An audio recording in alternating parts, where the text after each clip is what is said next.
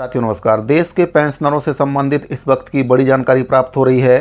सरकार पेंशनरों के लिए नई पेंशन योजना ला रही है जिसको यूपीएस के नाम से जाना जाता है।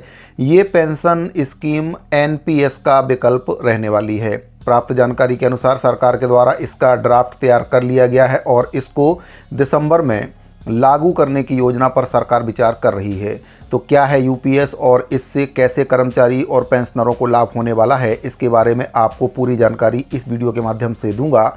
वीडियो को बिना स्किप किए हुए अंत तक जरूर देखिए। साथ ही अगर आप पहली बार चैनल पर विजिट कर रहे हैं तो चैनल को सब्सक्राइब करना ना भूलें। साथ ही बेल आइकन को प्रेस करके उसको ऑल पर सेट कर लें, जिससे आपको हमारे द्वारा बनाए गए सभी नए वीडियो के नोटिफिकेशन लगातार मिलते रहें। तो साथियों, सरकार के द्वारा कर्मचारियों के लिए नई पेंशन योजना लाई जा रही है जिसका नाम है यूपीएस यानी कि यूनिफाइड पेंशन स्कीम। ये योजना एनपीएस का विकल्प है। सरकार के द्वारा बताया जा रहा है कि यूपीएस कर्मचारियों के लिए काफ़ी बेहतर योजना है। इसको लेकर ड्राफ्ट भी तैयार हो चुका है और दिसंबर तक इसकी गाइडलाइंस भी जारी हो जाएगी। इसके बाद 31 मार्च तक कर्मचारियों को एनपीएस या यूपीएस में से किसी भी एक योजना का चयन करना होगा। इसके बाद यूपीएस लागू हो जाएगी। यूपीएस में कर्मचारी पूरे पेंशन फंड में निवेश कर सकेंगे। रिटायरमेंट पर उनको एक मुश्त राशि नहीं मिलेगी। सरकार अपना अंशदान बढ़ाएगी। एनपीएस से तुलना करें तो यूपीएस में ज़्यादा पेंशन मिलेगी, लेकिन पुरानी पेंशन योजना जितनी ये अच्छी योजना नहीं है। केंद्र सरकार ने कर्मचारियों के लिए पेंशन का नया विकल्प पेश किया है जिसको यूनिफाइड पेंशन स्कीम के नाम से बताया जा रहा है। यह मौजूदा राष्ट्रीय पेंशन प्रणाली एनपीएस के विकल्प के रूप में काम करेगी। इस नई योजना का मकसद कर्मचारियों को रिटायरमेंट के बाद बेहतर वित्तीय सुरक्षा प्रदान करना है। यूपीएस का ड्राफ्ट भी तैयार किया जा रहा है जिसके आधार पर अंतिम गाइडलाइंस बनाई जाएगी और यह गाइडलाइंस दिसंबर तक तैयार हो जाने की उम्मीद है। इसके बाद कर्मचारियों को 31 मार्च तक एनपीएस और यूपीएस में से किसी एक का विकल्प चुनना होगा। नई योजना यूपीएस 1 अप्रैल 2025 से लागू हो जाएगी।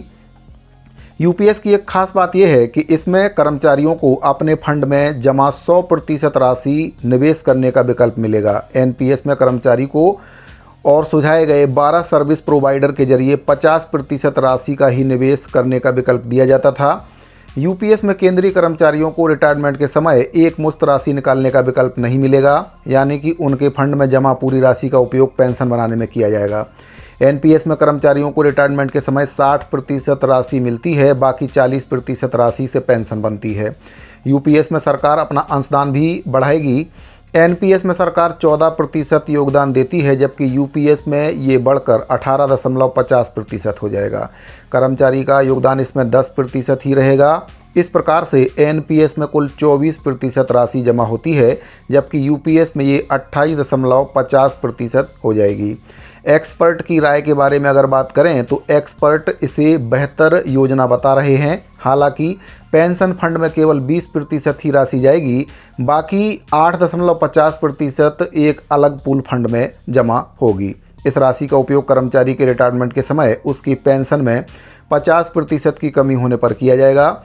यह सुनिश्चित करेंगे कि कर्मचारी को वेतन का कम से कम अंतिम वेतन का 50% पेंशन के रूप में मिले। विशेषज्ञों का मानना है कि पेंशन के विकल्प के तौर पर यूपीएस एनपीएस से बेहतर है। यूपीएस में पेंशन की राशि बढ़ सकती है, जबकि एनपीएस में यह अनिश्चित होती है। हालांकि यह पुरानी पेंशन योजना जितनी अच्छी नहीं है। यदि एन्युटी में जमा राशि से बनने वाली पेंशन कर्मचारी के अंतिम वेतन के 50% से कम होती है तो इस पूल राशि का उपयोग किया जाएगा। उदाहरण के तौर पर अगर बताया जाए तो किसी कर्मचारी का अंतिम वेतन यदि 1 लाख रुपए है और एन्युटी से बनने वाली पेंशन 46,000 रुपये है तो शेष 4,000 रुपये पूल फंड से दिए जाएंगे।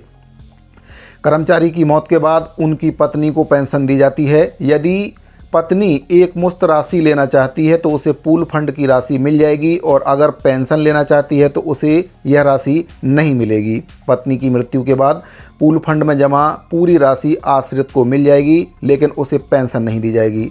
यानी कि जो फंड में जमा राशि है पूरी की पूरी आश्रित को दी जाएगी, लेकिन पेंशन उनको नहीं मिलेगी। यह व्यवस्था एनपीएस में भी है। कुल मिलाकर यूपीएस एनपीएस का एक बेहतर विकल्प है और जो कर्मचारी को अधिक पेंशन और निवेश का लचीलापन प्रदान करती है।